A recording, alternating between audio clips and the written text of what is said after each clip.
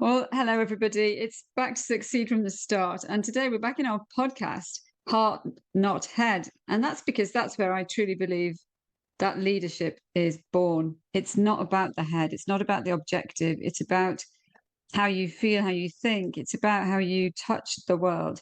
And the way to bring followers behind you is always going to be when you lead from the heart, when your care for those people is bigger and more important to you than the dollar signs in your eyes.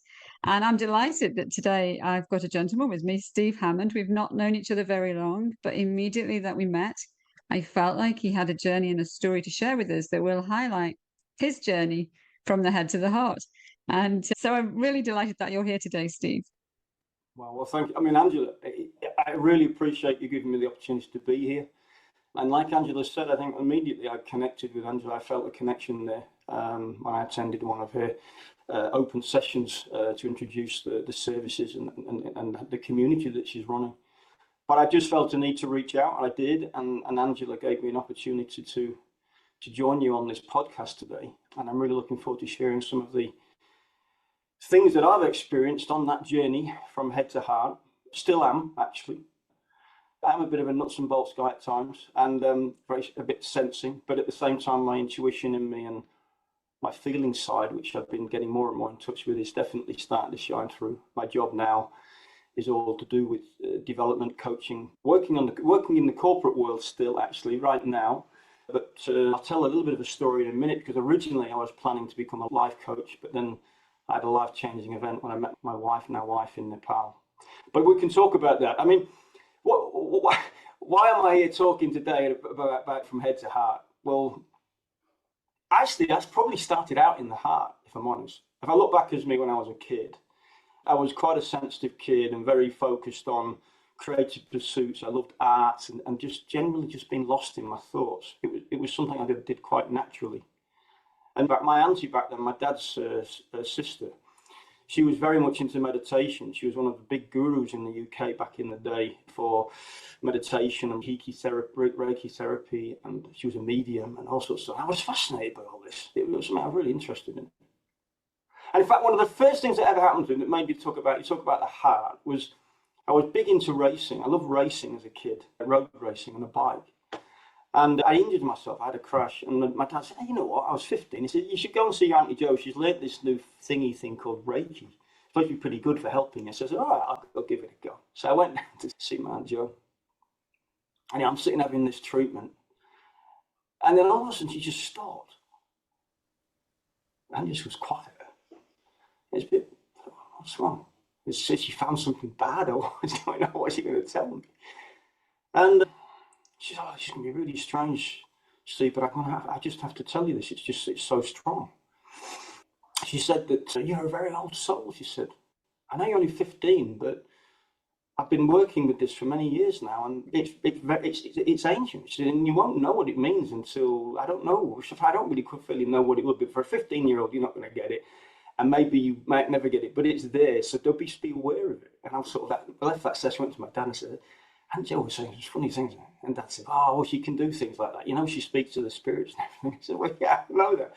So I'm listening to that. And so I went away with that experience. And then there were some things years later that happened too, which I don't know how I'll get all this story in the time we have available, but it started, I got promoted. I was in IT working in London, and I used to work in the City of London in a software house called Wilkins Computer Systems. And we were one of the first companies to start selling the desktop PC from Microsoft. I mean, it's back years ago, back in the early 80s, 81, 82. And I started working in IT, writing this software. I was coding stuff, so it's not very people focused. And I all went through that. I had 21 years in IT, and I became a main board director for a big company, working as a global IT director. We had businesses in New York, out in Washington, and across the US states, and we had businesses across Europe, and I had a big management team, 5 people reporting development, head of development, operations, and customer service and support. And it was a massive job. But the thing that was funny was I'd been working 38 years to get that job. And I finally got that job, and I was really chuffed. And I had someone I was talking to, some friend I had in the office, and I said, "This is ridiculous. I've been working so hard for this, but rather than being totally elated, and I am, I just feel a little exhausted, and I feel like I've been doing on this journey, climbing this mountain to get there. And as I got to the top, and I pulled myself up and over the top, rather than feeling the success of being there, I just saw 2,000 mountains I hadn't climbed before. I hadn't been to yet. They're just waiting for me to get to. And even in that moment, it was like, well, on that, there are people, there are things I haven't used, skills I've not used, things I've not experienced that I need to experience. So in that moment, it was born, this thought to leave everything that I'd worked so hard for 21 years. Everyone thought I was mad. They said, you'll come back with your tail between your legs. You can't do this. You've been waiting your whole life to get to this level.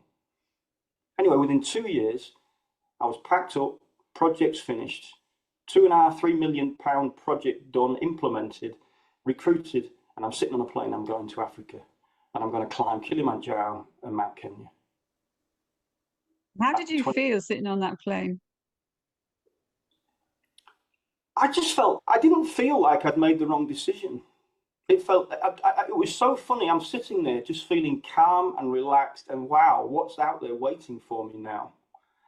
I know that when you make decisions like that, it doesn't come without cost, emotional cost, and both for you but for other people. It doesn't come free of charge. And I know that the lady I was with then, it was very difficult, and I just wanted just to go traveling for, let's take 2 years out in life. 2 years is nothing, and let's just go do it and experience life and feel it. But of course, things don't work out. So it comes at a cost. And you say, how did I feel? I felt relaxed, but if I'm totally honest, of course, there's a lot of fear there, but wasn't there.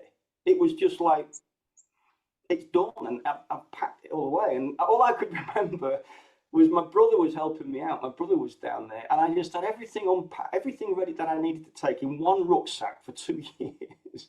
I got these couple of other bags that I'd packed, which were going to take me on expeditions across the Antarctic or take me on expeditions to climb Aconcagua. And I packed these bags up in advance and sent them out ahead of me, and that was done by the companies that I was going with. So that was done. But I had this one rucksack, and I had this stuff all over the bed, and I'm thinking, how the hell am I going to get it in? And then I'm sitting on the plane, and it was like I just had that picture. I was like, oh, I finished. I can just relax. So I arrived in Nairobi. I was early, ahead of everyone else I was going to be climbing with. And then the journey just started. I just started meeting people. Everyone I met just had their minds open. It's funny. We all do it, actually. I've learned that now. Is that when we disengage from, what did you call it? The nuts and bolts? No, what did you call it? I don't think I called it that. You did. You did. You called it the head. What you're doing? It's about the nuts and bolts. It's about the stuff that we connect to, that we feel so important in life. And we then go traveling. And if we're fortunate enough to go traveling for long enough, this lets go. You let that detaches from us, and then this takes over. Yeah. And this is the soul, this is the spirit, this is the thing that lets us feel the environment we're in and where we are, and get to connect with all the people and the experiences, the food, the places, the smells, the environment, everything. We just open up to it. It just becomes real. So real, so vivid. It's like you've seen it for the first time. Yes. Yes. Hugely impactful, hugely different. Totally different. It's totally different. And even now you can see it. You can feel it in me now. It was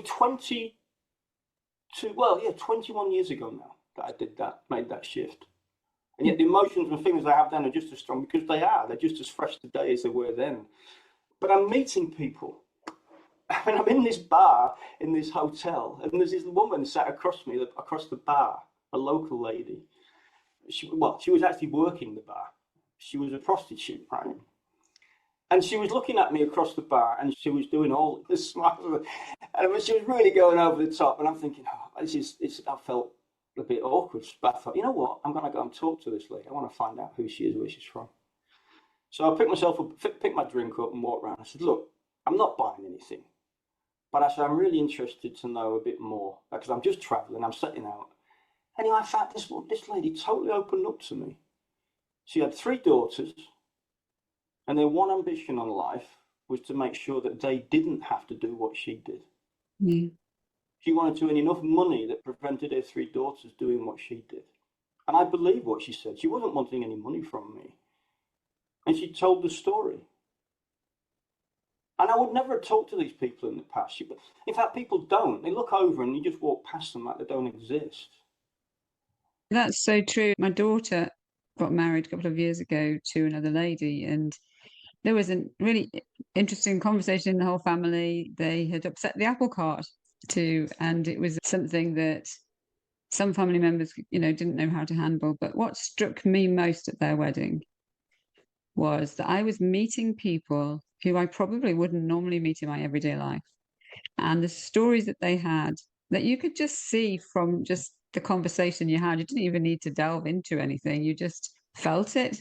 And I felt like, if we don't put ourselves in these places, if we don't go and open up those conversations, if we're not willing to explore and investigate and touch in the sense of open our hearts, then how can we possibly connect with anybody? How can we understand what makes them? And the thought of this lady putting herself in that position, which must have been awful for her own self-respect and her own self-confidence, but she was doing it for her children to give them a better life. And how can anybody look down on that? You can't. She was just a person. She was an ordinary person doing whatever we would do for our children to keep them safe and to keep them from harm and from the things that we've had to face in our lives. Thank God most of us don't have to go through that. Yeah. And then, but that was, you talk about that, so I'm on the plane, I'm flying up, what am I thinking? Then I get to Nairobi and I'm then immediately, so that was like within like 9 hours of 1 minute being an IT board director, packing in my bags and going, and I'm now having this conversation in the bar and connecting at a human, real heart level with somebody that I've never met before. And it was all about that. This whole journey was about that. I was away for 2 years. I can keep talking for 24 hours if you want. I'm not going to do that. But what I wanted to also say is that when I spent time in Africa, I traveled across Africa, went to Cape Town, and then I went to Nepal. And that's an amazing place. People are amazing. And the story there goes on. But the one thing I got out of the climbing, I did 2 big expeditions, climbing the Ampulapsula, and Mira Peak and Island Peak. Spent time with the Siddar, the main Siddar, and I got to know him really well. And I got to know him really well on one particular occasion. We're at 5,500 meters. We're stopping at this local village. And this village, all they lived off was potatoes. And they farmed the potatoes on the hillsides at 5,500 feet in the Himalaya.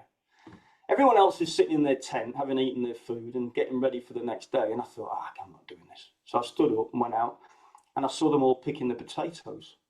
So I went over to the farmers and sort of said, can I give a hand? So I started helping them, picking all these potatoes, putting them into the bags and all that. I tell you, it was hard work because at altitude, I was still adjusting, but it was good to do it. And we didn't speak a word of English to it. We didn't speak the same language, but we communicated. Anyway, we finished doing the work and they said, come. I said, yeah, okay. So I came over in this little stone hut and it was just covered by a little cloth and you walk in and it's pitch black, covered in smoke. And they just had these big hands of potatoes and they were just throwing them onto the charcoals on the fire and just letting them bake on the fire. So it was burning, it was smelling. It smelled actually really good. And then you cracked up this like bit of charcoal. You cracked it open with this local homemade whatever it was, butter, and it tasted amazing. And then they said, come on, try some homemade liquor called Chang. And it was like white porridge actually, but it was alcoholic drink. And I was drinking it. It was strong as hell. Anyway, the next thing I know is the Siddar comes in, who's been the guy that's leading the expedition. Says, I wonder what you're doing as well. I said, great, come in, you can help me, you can translate everything for me. So he sat down, and 3 hours later, we left together out this thing. And I got out, I came to stand and get outside the thing, and I couldn't stand up. This Chang was so strong. But these people were so friendly. When I got up in the morning, they came to say goodbye, and they brought their families and everything. But that was just because you took time to talk to these people. And no one else did.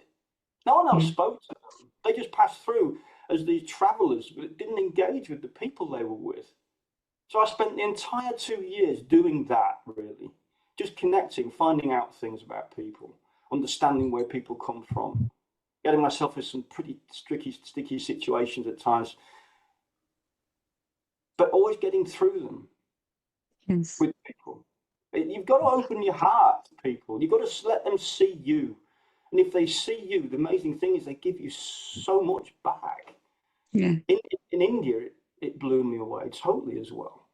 I mean, it's raw in India. It's raw. If you travel with the locals, it's raw. If you don't travel with the top sort of castes, the 1 and the 2 caste, if you move down into the areas of the 3 and the 4, and you're not even allowed to be with the level 5 caste or whatever, they won't take you there. I'd flown into Calcutta, and I've come out of the airport, and I'm trying to find some local transport, and there's a cloth on the floor covering something, and it turns out to be an old man, and he's died on the street. And there's this camera crew there. So I go over to the camera crew and I say, what are you filming? What are you filming?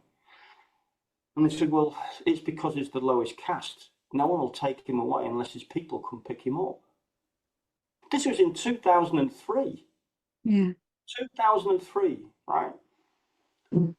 So India's raw. It's like all these countries are if you get to know them. And after that experience, I climbed onto a train to go to Varanasi, which that's an amazing city. That's where all of the religions come together, whether it be Hindus or Buddhism or Christianity. They're all in this one city. It's the one city that's actually got everything. But Buddha is supposed to have been there and done his noble truths. All of the great leaders in some time have gone through Varanasi according to the stories. So it's full of history. And I'm on this train going there, and it derails. But I'm actually not on a passenger train. I'm on a local train, and it's got like bunk beds 6 high, and and I'm traveling with Hindu priests and people and it's crazy. We have to all get off this thing and walk for hours through the fields and get to this little town, and there's no one.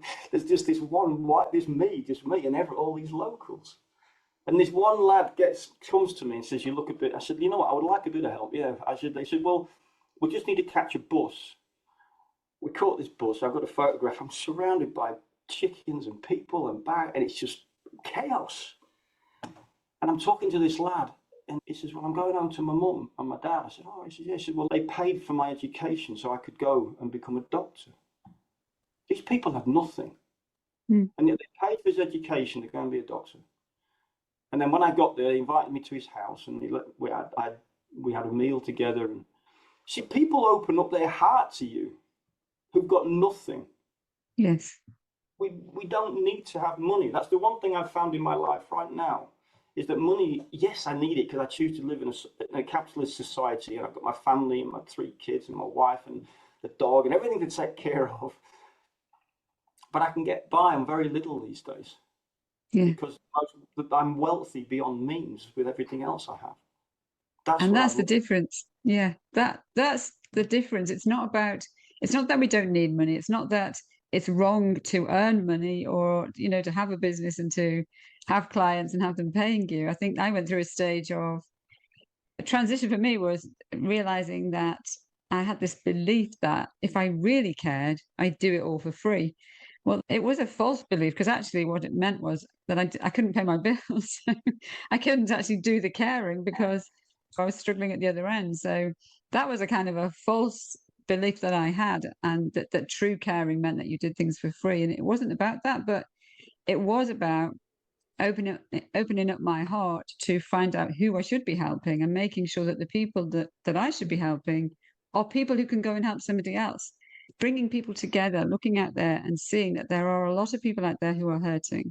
There's a lot of people out there who are confused, who are discouraged, who don't know where to go. They don't know where to find, they're lost in different ways. And they're constantly being missold to. They're constantly being persuaded that they need something that they don't need. And that was a big transition for me. So, in the business world, I have a business, but it's a collaborative model where everybody rises together. It's about bringing in enough support and enough help and enough technology that we need that can be shared and can be used together and that is built together, and meeting people like you and helping you to speak about what you do. I mean, what would you say? Because obviously you've been in the business world, you've worked at the sort of the front face of all of that, where money is the biggest driver. That is what the business person who employs you wants you to help him develop. What's the difference for you in how you feel about yourself between when you were in that situation and you were driving up the mountain to get to the top of the corporate ladder, if you like, and now where you are? with your family and all the different journeys that you've been on and the stories that you've told me, how does it feel? Could you compare it at all? Yeah, you know what? When I first came to Denmark, I didn't have a job, and Regan, my wife now, I came over. She tried to live in England for a while. She got very homesick, so we came here. And while I was trying to sort myself out, I never cracked the language. I'm working hard, but I'm still not cracked it. I thought, what can I do? And I started working with a head teacher at a school in a place called Vorsmosa, and it was for refugees who were coming into the country, about giving them purpose and giving them meaning and giving them something to live for now that they were here, having gone through the horrendous situations they'd been in to get here. And that was an amazing journey for me, but helping them to come to terms with where they were. And I think the thing that's different now to then is that I understand more about the journey.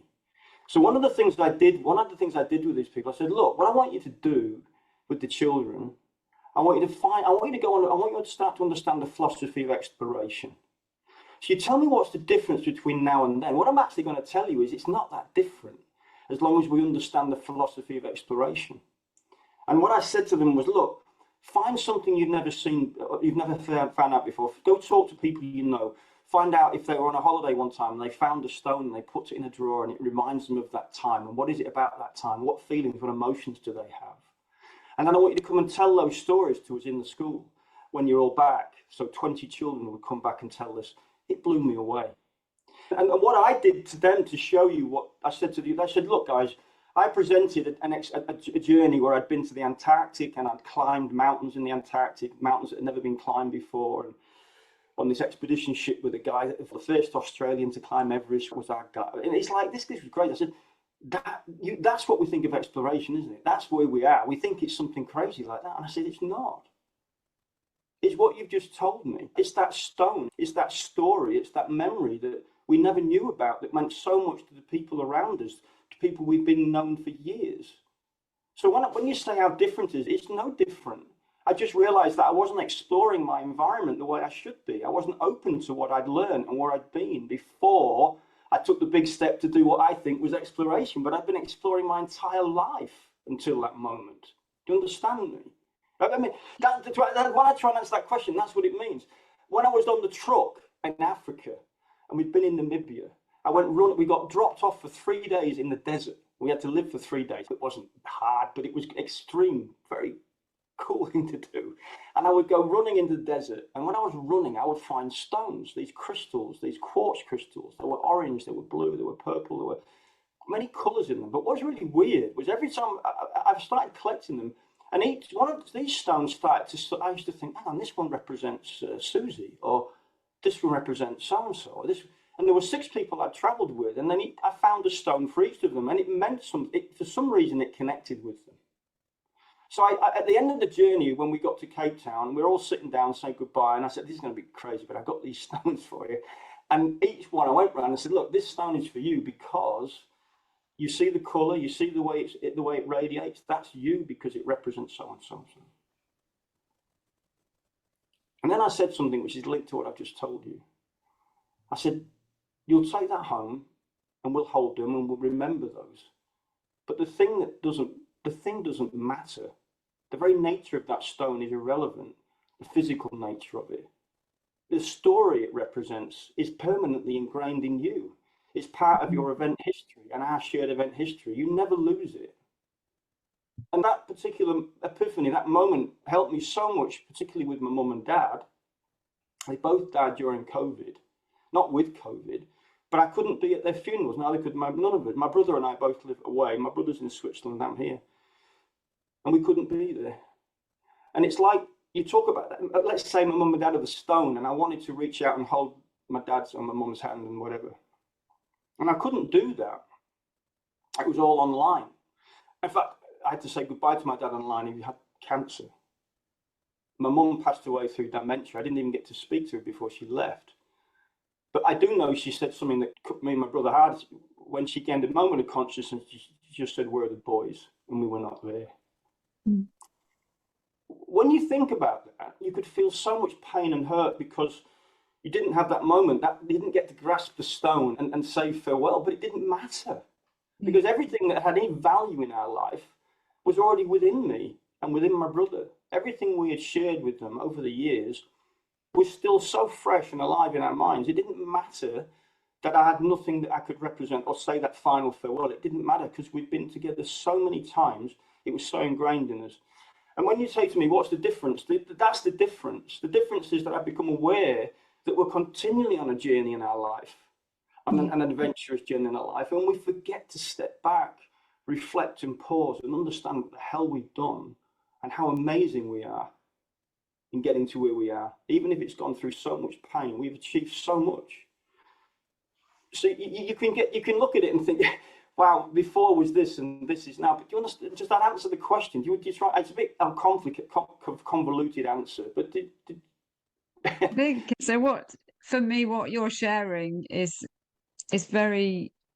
It fits with the view that what we don't see in those circumstances, when we're very focused, it's the job and all of that, we forget about, or we can forget about the people. We can forget about what really matters because we're focused on. We're following other strategies. It's not that we're doing something wrong. It's not a terrible thing that somebody's doing, but life is passing them by.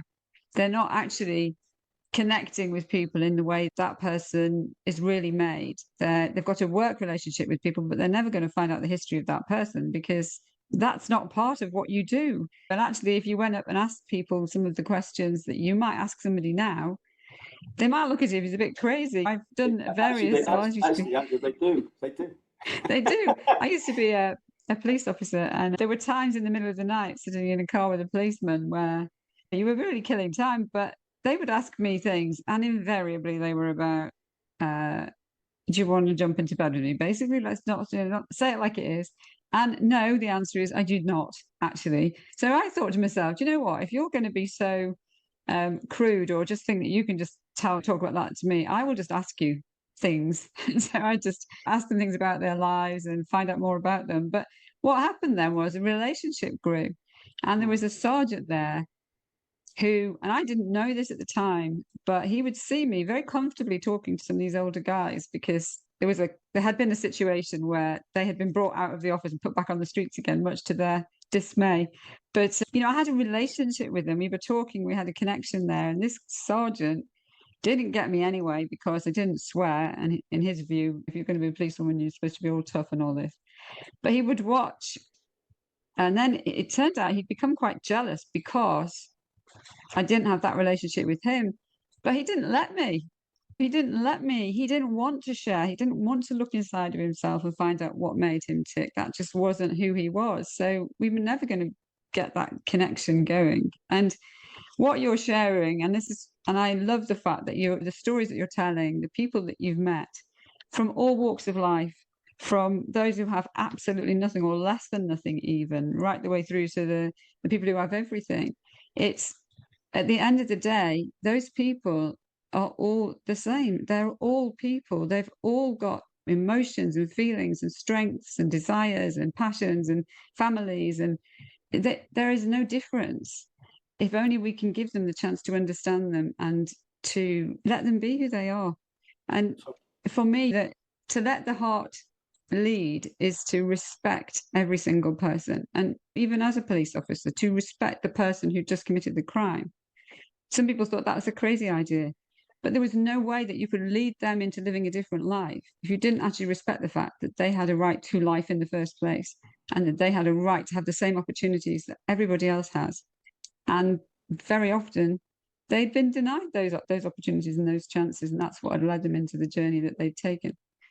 But at the end of the day, the people that you've met on your travels are no different from the people in the office. But this is really. what I say to you in the end. Although I've left that behind, I know that if I went back there now, I would see them. I would see people totally differently now because I would engage with them in a different way. I would engage them in a way that would connect. I always did that anyway. Actually, I was always someone that would take my team away we'd go away for weekends and I'd force them to do crazy stuff. But we might climb mountains together or whatever. I remember I had this lady. She's a very, very big power dressing lady, a big consultant. I hired her to help with the project we needed to go in.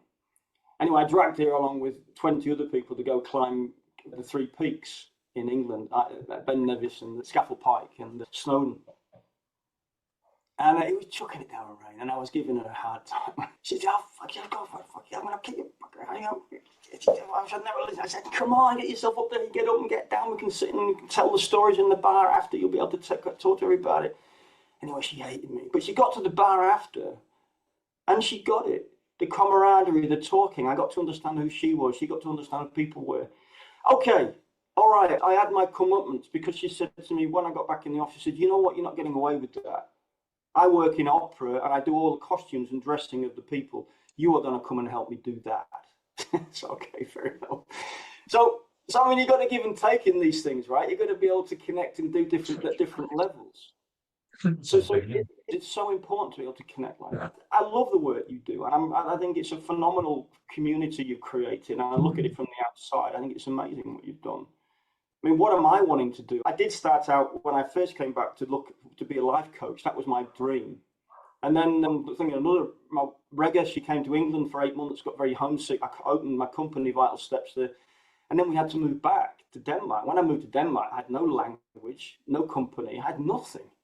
And I had to find a way. So I even designed websites. I started doing that work with the school I mentioned. I went cutting Christmas trees for 3 months in the forest around here at Christmas, just doing things to get by and find. And then Rega and I found a house here, a little house, and what I call it Binningsvex, but the old oak beam house. It was in the middle of town. It was falling apart. And Rega's dad had just become a pensionist, and he was a bricklayer. He was a builder, and he said, "Steve, if you be my labourer, we can build it together." So we built this house totally, just me, him, Rega's mum and her, basically, and we got one professional builder to come and do the roof for us, but everything else we built from scratch. I'd never done anything like that in my life before, ever. I even built a little 10 square metre wooden house in the garden where Rega and I lived for 8 months. And 4 months into that, she sat me down. She said, "Close your eyes." And I'm sitting on this bed. We had a bed, a TV, internet, all in this little 10 square metre wooden house. And I built it, by the way. It was my house I built. And she said, "Look, close your eyes. Just put your hand on." Boom. I opened it, and there was a dummy in my hand. I went, "What?" And she was pregnant. We were 4 months into this, 4 months in this wooden house. The house the only room that worked was the bathroom, and it was like a builder's yard anyway. We'd taken the roof off the house, and she spent the first 4 months in this house program, little wooden house. So that was what we did. We built this goddamn house in 18 months, and then I'm trying to get my company going, and then I bumped into this local guy, and we'd been working now. Him and his wife had been run a company called Training Gallery, and I bumped into them, and I started doing a bit of work with them. And I've been working with this guy now for 16 years, doing different things, doing international. It meant that I went from being the dream of a life coach to going back into the corporate world, because it was the way I could do it. I could speak English there. I could talk English and train in English and do all the work I could do in English. And then what was funny was, while I was running these courses, and I got to help one company here to do their academy programs every spring and every autumn. And I would run 3 programs, one on project management, it's pretty nuts and bolts, one on the people factor, which was pretty cool, because that was all about human behavior, which I love, and how to profile and who we are and how we work. And another one on influencing skills. We had the other one, which was influencing skills when you don't have any authority. So I was running these programs. So I went from wanting to be a life coach to running these corporate programs. And I was also doing a lot of team development work with businesses where I'd work with a leader and 12 or so team members. And some of these programs with these teams were lasting 3 years. I'd go in 3 times a year and then do follow-up sessions and things. So it was really good work. But the one thing that stood out for most for me was all in the evaluations, people would say, "I came on a course of project management, and yet I walked away on a course about self-development. How did you do that?" I said, "Well, I don't really know, actually. What did you take away from it?" Because I'm not setting out to do it, but it's the way I work. It's the way I approach things. It's the way I deliver things now. I look at the people. I feel the room. And the thing that amazed me was they would come and say, "Steve, when you said that, I said that, where did that come from?" I said, "Well, I don't really know. I don't know. What did I say? What did I say? Well, you said this and that." And then I started to coach. When I was coaching these executives and people, that was saying, well, can we record? When you summarize at the end of a session and you put your thoughts, and can we record that? So yeah, fine. And because obviously your decision is to take note of it, whatever you want. I'm not telling you, this is just, but you can record it. I said, would you mind sharing it with me? And they shared it with me. And I used to listen to this stuff that I'd said, and I'm thinking, that's actually pretty good. Where did that come from? And then I just realized that some of the stuff I was saying actually was good, and I needed to capture it. So I've started capturing it more and more on walk and talks. When I take little Ellie, our little dog, little Ken, we go out, I record my walk and talks about the heart, things that I'm thinking, about emotional intelligence, about psychological safety, what it takes to get that as a person, as a leader.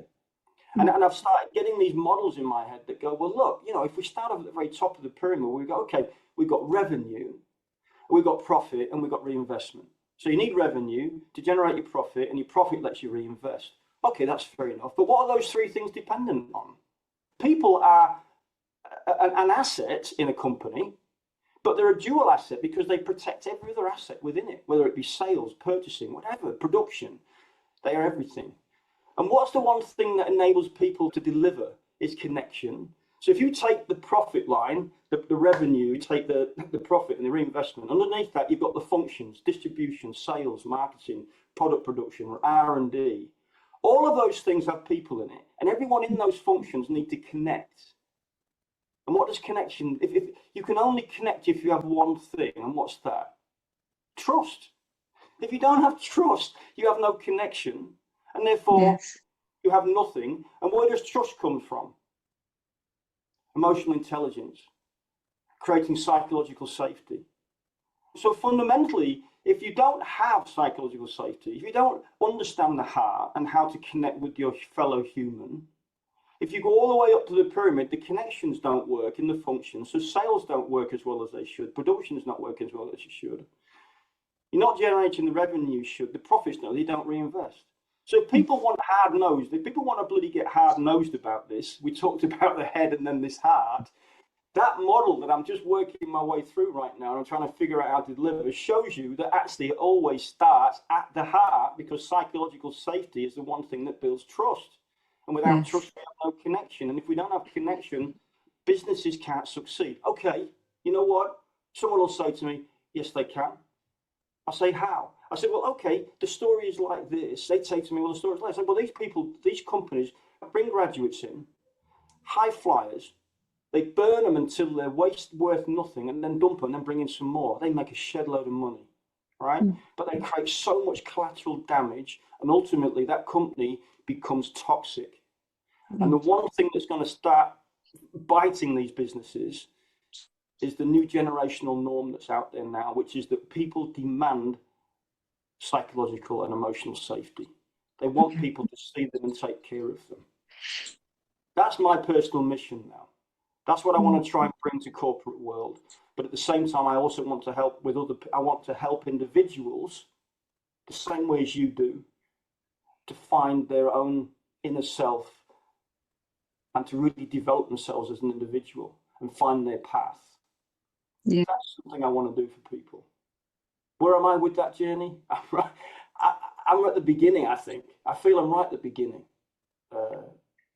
You might be I was going to say, you might be at the beginning, but you're a lot further into your journey. Your beginning is a lot further on than some other people's beginning. Everything that you've literally shared the structure of your program. And it touches me because I've been part of those companies, I've been part of those places where people are not at the heart of the business, or the heart is not at the heart of the business. And it makes me so sad. And I watch it and I see it across the country. I see the way the country's run. I see the things that people are complaining about, the things that people are struggling with. And it all boils down to the fact that the heart isn't there, that connection. When you talked about people recording what you said and you listened back to it and you heard the value in what you said, that only becomes when you start listening to your heart, when you start taking the instinctive part of you, the part of you that makes you who you really are, and you will allow it to flow out, which is exactly what you were doing. And for me, the children used to laugh at me, particularly my daughter, and she'd say, Mum, where did that come from? She'd hear me talking to some person I've never met before, and she'd say, how did you know what that to say? And it would just, because I listened to my heart. My heart will tell me what to say. It will lead me as long as I allow it to. But I have to, that can cause knocks. You have to take those knocks and you have to learn from them. And there's been things, when you talked about your parents, I've lost two siblings, and when my brother died, it felt like the floor had fallen out of the bottom of my life. It felt like this was the guy who'd been my hero, who'd cared for me, looked after me, was a lot older than me. And I wasn't sure if I could come back from it because it shocked me so much, and I felt bereft. But it was as I began to understand that he hadn't left me, that everything about him was still there. I just had to find a new way to negotiate it and to move around it. And all the love that he'd given me had made me stronger. And it was actually my mum who said to me, would you rather have had that 47 years without your brother, just so you didn't go through the pain of losing him? And he was her firstborn son. And for her to say that to me moved me so much. But it was one of those journeys that has increased my heart, because I don't believe your heart stays the physical size of that it is. It grows and grows if you let it. But you have to let it. You have to open it. You have to allow things to change you and to mold you. And it's been really fascinating. We'll have to draw to a close. We could talk all night. But fascinating just listening to your journey and the processes that you've gone through and that you've allowed yourself to go through, because you do have to give yourself permission. It doesn't just happen unless you embrace it and unless you're willing to listen to it. So I value that. I think there's a lot more that we're going to hear from you, and I'd love to come back and continue the conversation on another time. If you're watching us, if you're listening to this podcast, then do get in touch. I mean, maybe you've got a story to share. Maybe you have seen a change in your life where your heart has begun to take over your head and deliver to the world what you were made to deliver, to touch the world in the way that you were meant to touch the world. Because I would love to help you get that story out there. I would love to put you in front of people who need you, and they do need you. There's a lot of pain in this world, and they need people to walk alongside and to support and help and to allow them to grow. So it's been lovely talking to you again, Steve. And I would love, as I say, to bring you back at some point and continue this journey. I would love to come back, but I must say thank you for just giving me this initial opportunity. I really appreciate it. Thank you very much. You're very welcome.